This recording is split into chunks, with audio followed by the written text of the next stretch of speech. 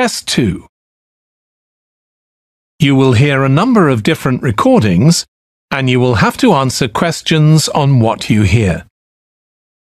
There will be time for you to read the instructions and questions, and you will have a chance to check your work. All the recordings will be played once only. The test is in 4 sections. At the end of the test, you will be given 10 minutes to transfer your answers to an answer sheet. Now turn to Section 1.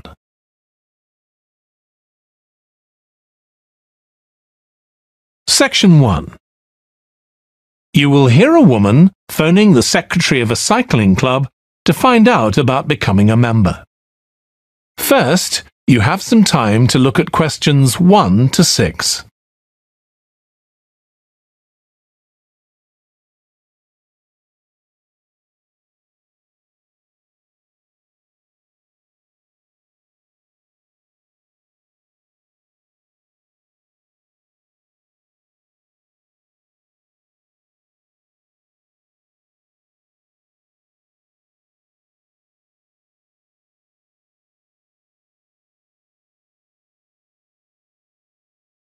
You will see that there is an example that has been done for you. On this occasion only, the conversation relating to this will be played first. Hello, South City Cycling Club. Oh, hi. I want to find out about joining the club. Right, I can help you there. I'm the club secretary and my name's Jim Hunter. Oh, hi, Jim. The club secretary's name is Jim Hunter, so Hunter has been written in the space. Now we shall begin.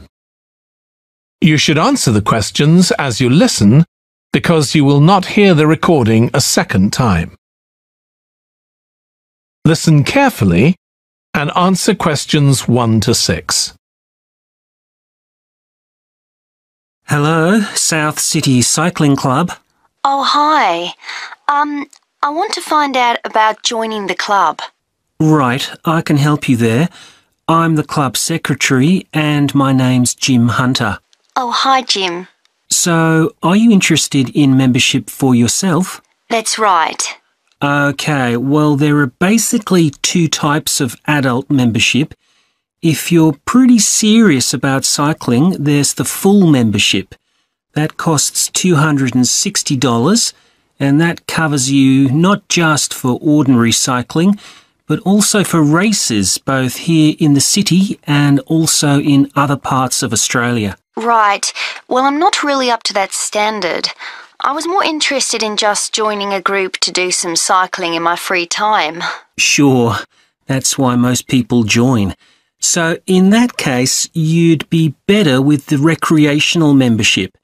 That's $108 if you're over 19 and $95 if you're under. I'm 25. Okay.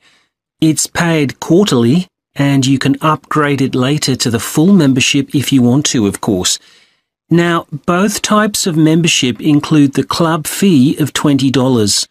They also provide insurance in case you have an accident, though we hope you won't need that, of course. No.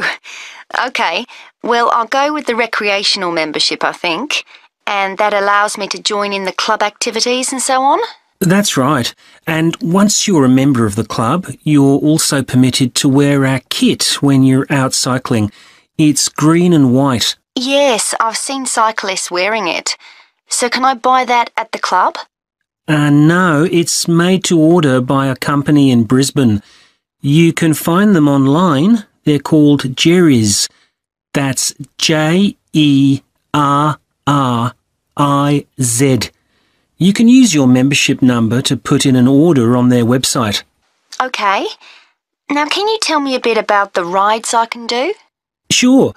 So we have training rides pretty well every morning, and they're a really good way of improving your cycling skills as well as your general level of fitness. But they're different levels. Level A is pretty fast. you're looking at about 30 or 35 kilometres an hour. If you can do about 25 kilometres an hour, you'd probably be level B. And then level C are the novices who stay at about 15 kilometres per hour. Right. Well, I reckon I'd be level B. So when are the sessions for that level? There are a couple each week. They're both early morning sessions.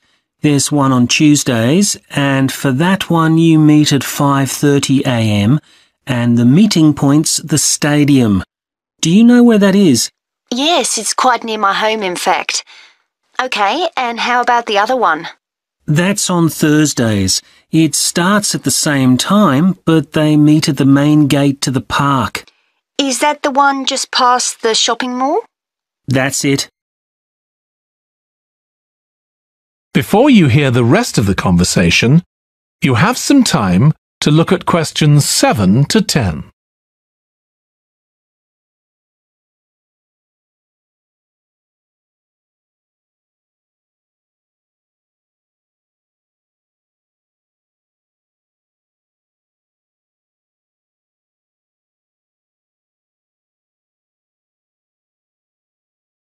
Now listen and answer questions 7 to 10. So how long are the rides? They're about an hour and a half, so if you have a job, it's easy to fit in before you go to work. And the members often go somewhere for coffee afterwards, so it's quite a social event. OK, that sounds good. I've only just moved to the city, so I don't actually know many people yet. Well, it's a great way to meet people. And does each ride have a leader? Sometimes, but not always.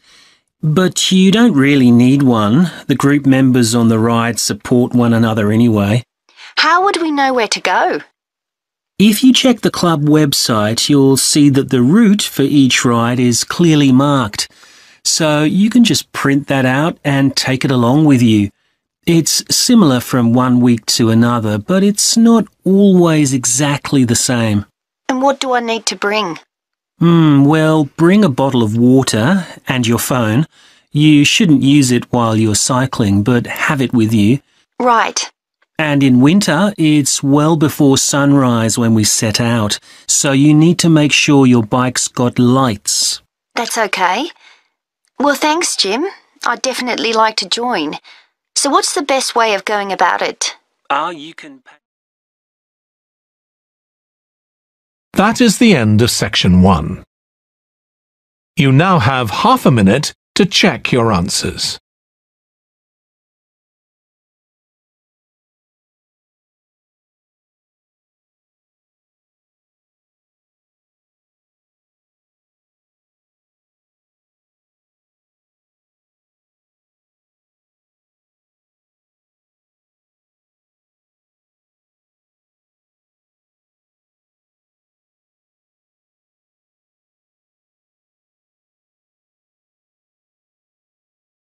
Now turn to section 2. Section 2. You will hear a manager in a company talking to employees about volunteering for charity work. First, you have some time to look at questions 11 to 16.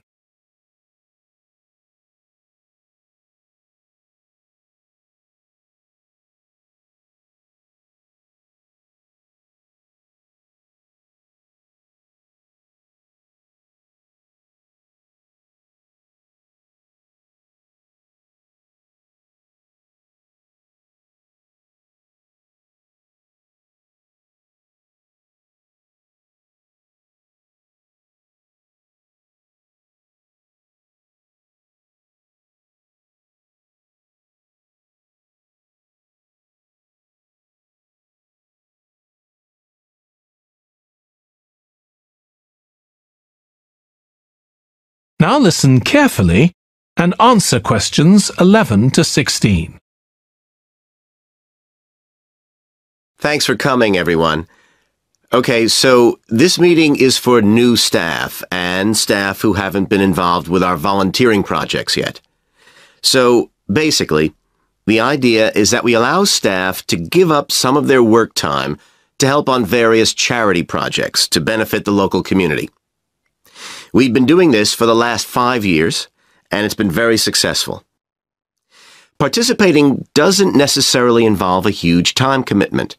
The company will pay for 8 hours of your time. That can be used over 1 or 2 days all at once, or spread over several months throughout the year. There are some staff who enjoy volunteering so much, they also give up their own free time for a couple of hours every week. It's completely up to you. Obviously, many people will have family commitments and aren't as available as other members of staff.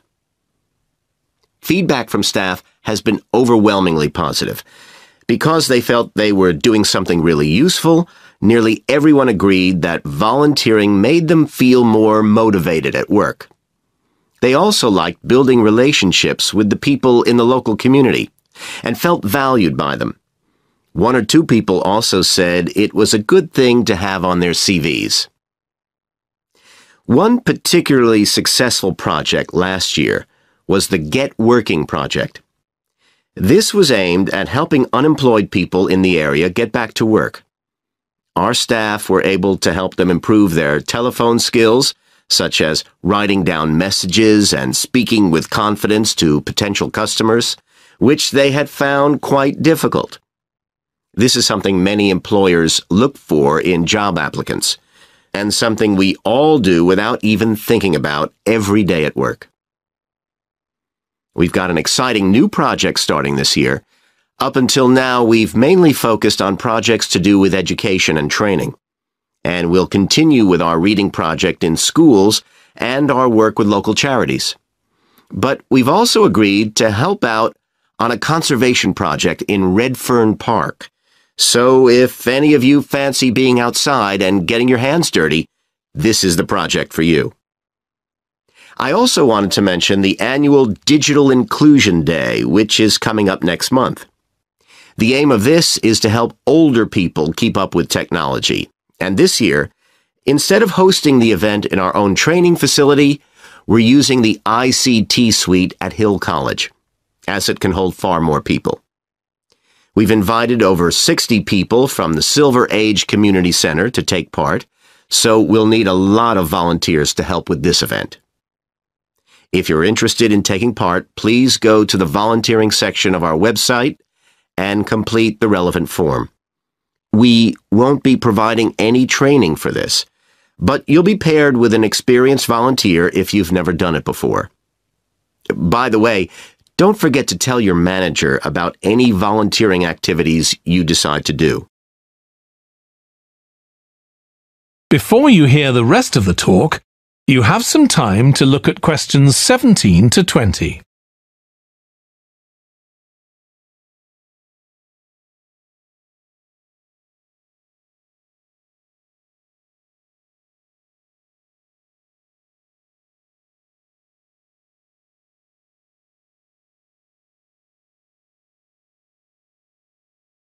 Now listen and answer questions 17 to 20. The participants on the Digital Inclusion Day really benefited. The majority were in their 70s, though some were younger, and a few were even in their 90s. Quite a few owned both a computer and a mobile phone, but these tended to be outdated models. They generally knew how to do simple things like send texts, but weren't aware of recent developments in mobile phone technology. A few were keen to learn, but most were quite dismissive at first. They couldn't see the point of updating their skills. But that soon changed. The feedback was very positive.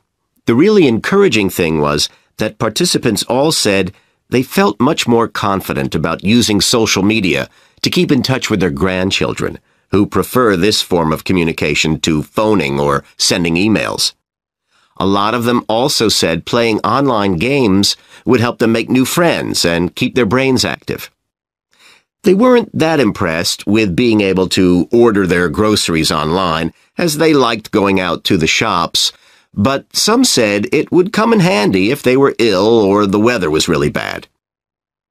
One thing they asked about was using tablets for things like reading newspapers. Some people had been given tablets as presents, but had never used them. So that's something we'll make sure we include this time. That is the end of section 2. You now have half a minute to check your answers.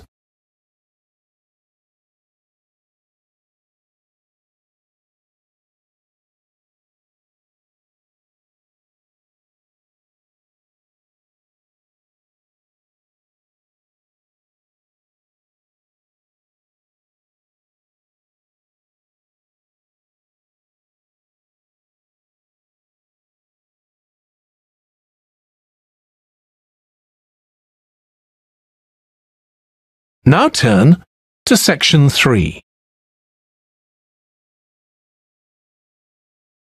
Section 3.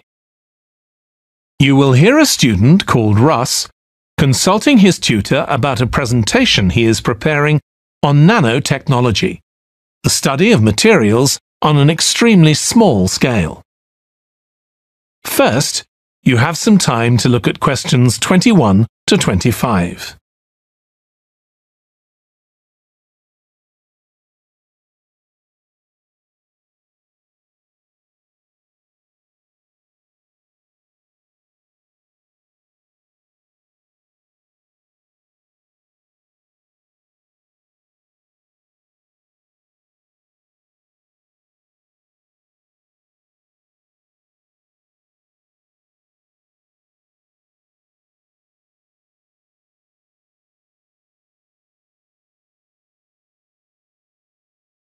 Now listen carefully and answer questions 21 to 25. Come in, Russ. Thank you. Now, you wanted to consult me about your class presentation on nanotechnology. You were due to give it next week, aren't you? That's right, and I'm really struggling. I chose the topic because I didn't know much about it and wanted to learn more, but now I've read so much about it, in a way there's too much to say. I could talk for much longer than the 20 minutes I've been allocated. Should I assume the other students don't know much and give them a kind of general introduction, or should I try and make them share my fascination with a particular aspect? You could do either, but you'll need to have it clear in your own mind. Then I think I'll give an overview. OK. Now, one way of approaching this is to work through developments in chronological order. Uh-huh. On the other hand, you could talk about the numerous ways that nanotechnology is being applied. You mean things like thin films on camera displays to make them water repellent and additives to make motorcycle helmets stronger and lighter? Exactly. Or another way would be to focus on its impact in one particular area, say medicine or space exploration. That would make it easier to focus. Perhaps I should do that. I think that would be a good idea. Right. How important is it to include slides in the presentation? They aren't essential by any means, and there's a danger of tailoring what you say to fit whatever slides you can find. While it can be good to include slides, you could end up spending too long looking for suitable ones. You might find it better to leave them out. I see. Another thing I was wondering about was how to start. I know presentations often begin with, first I'm going to talk about this, and then I'll talk about that. But I thought about asking the audience what they know about nanotechnology. That would be fine if you had an hour or two for the presentation, but you might find that you can't do anything with the answers you get, and it simply eats into the short time that's available. So maybe I should mention a particular way that nanotechnology is used to focus people's attention. That sounds sensible. What do you think I should do next? I really have to plan the presentation today and tomorrow. Well, initially, I think you should ignore all the notes you've made, take a small piece of paper and write a single short sentence that ties together the whole presentation. It can be something as simple as, nanotechnology is already improving our lives. Then start planning the content around that. You can always modify that sentence later if you need to. OK. Before you hear the rest of the discussion, you have some time to look at questions 26 to 30.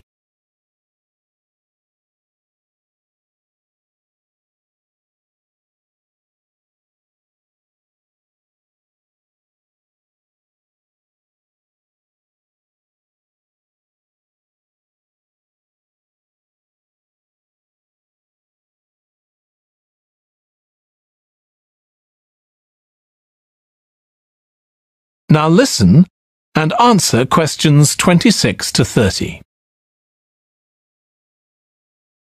OK, now let's think about actually giving the presentation. You've only given one before, if I remember correctly, about an experiment you'd been involved in. That's right. It was pretty rubbish. Let's say it was better in some respects than in others. With regard to the structure, I felt that you ended rather abruptly, without rounding it off. Be careful not to do that in next week's presentation. OK. And you made very little eye contact with the audience because you were looking down at your notes most of the time. You need to be looking at the audience and only occasionally glancing at your notes. Your body language was a little odd. Every time you showed a slide, you turned your back on the audience so you could look at it. You should have been looking at your laptop. And you kept scratching your head, so I found myself wondering when you were next going to do that, instead of listening to what you were saying. Oh dear. What did you think of the language? I knew that not everyone was familiar with the subject, so I tried to make it as simple as I could. Yes, that came across. You used a few words that are specific to the field, but you always explained what they meant, so the audience wouldn't have had any difficulty understanding. Uh-huh. I must say, the handouts you prepared were well thought out. They were a good summary of your presentation, which people would have been able to refer to later on. So well done on that. Thank you. Well, I hope that helps you with next week's presentation. Yes, it will. Thanks a lot. I'll look forward to seeing a big improvement then. That is the end of section 3. You now have half a minute to check your answers.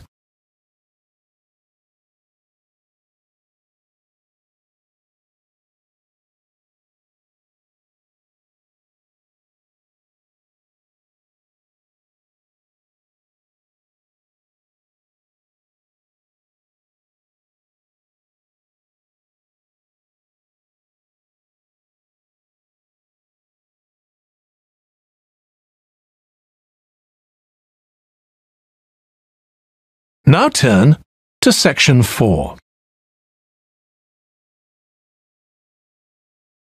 Section 4. You will hear a lecturer in psychology talking about a type of memory. First, you have some time to look at questions 31 to 40.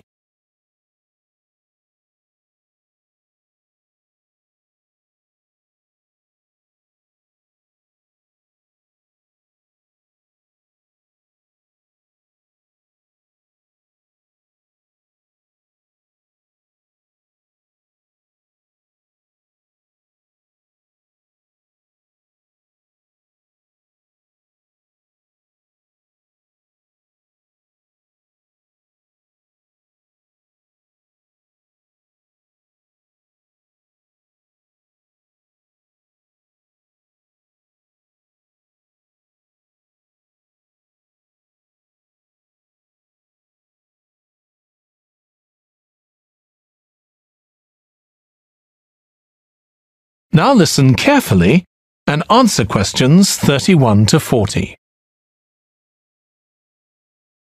Today, we'll be continuing the series of lectures on memory by focusing on what is called episodic memory and what can happen if this is not working properly.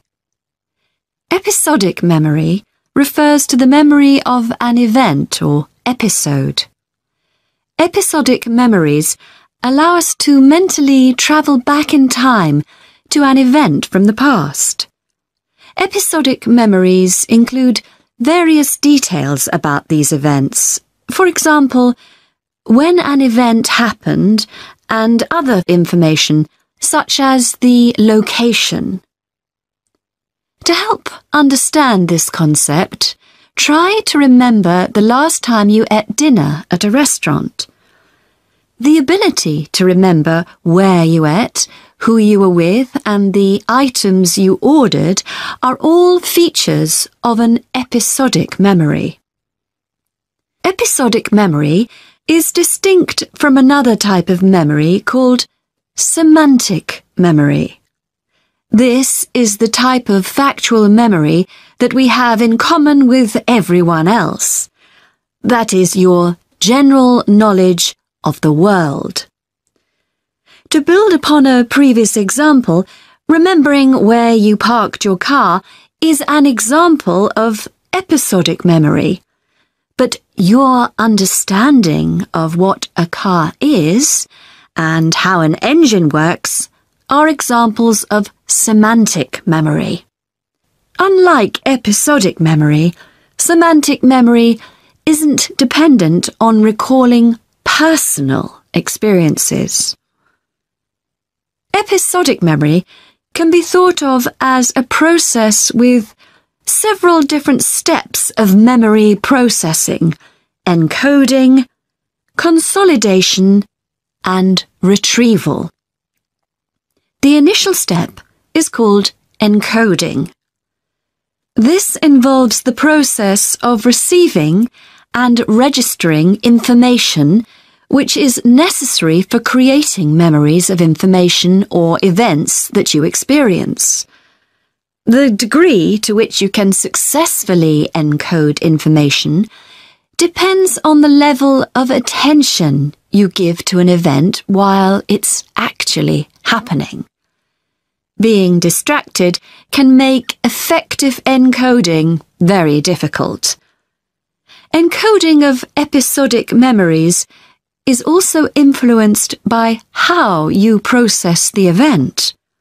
For example, if you were introduced to someone called Charlie, you might make the connection that your uncle has the same name. Future recollection of Charlie's name is much easier if you have a strategy to help you encode it. Memory consolidation, the next step in forming an episodic memory, is the process by which memories of encoded information are strengthened, stabilized, and stored to facilitate later retrieval. Consolidation is most effective when the information being stored can be linked to an existing network of information. Consolidation makes it possible for you to store memories for later retrieval indefinitely. Forming strong memories depends on the frequency with which you try to retrieve them. Memories can fade or become harder to retrieve if they aren't used very often. The last step in forming episodic memories is called retrieval, which is the conscious recollection of encoded information. Retrieving information from episodic memory depends upon semantic, olfactory, auditory, and visual factors. These help episodic memory retrieval by acting as a prompt. For example, when recalling where you parked your car, you may use the color of a sign close to where you parked. You actually have to mentally travel back to the moment you parked.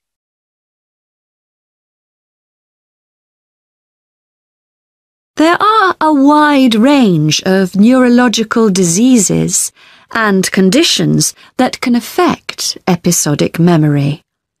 These range from Alzheimer's to schizophrenia to autism.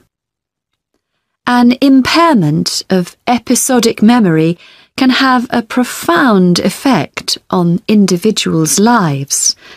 For example, the symptoms of schizophrenia can be reasonably well controlled by medication.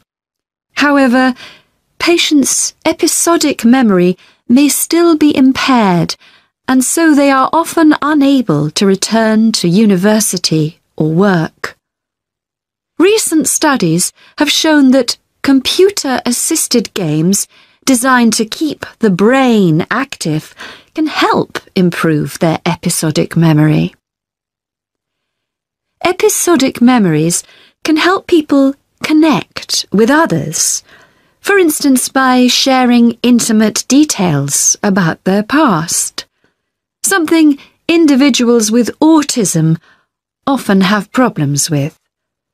This may be caused by an absence of a sense of self. This is essential for the storage of episodic memory and has been found to be impaired in children with autism. Research has shown that treatments that improve memory may also have a positive impact on children's social development. One study looked at That is the end of section 4. You now have half a minute to check your answers.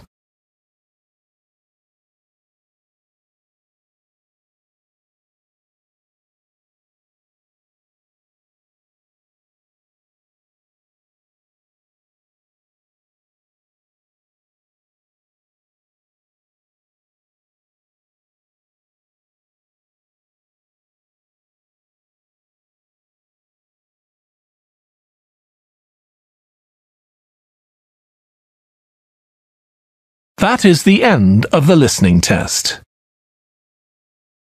In the IELTS test, you would now have 10 minutes to transfer your answers to the answer sheet.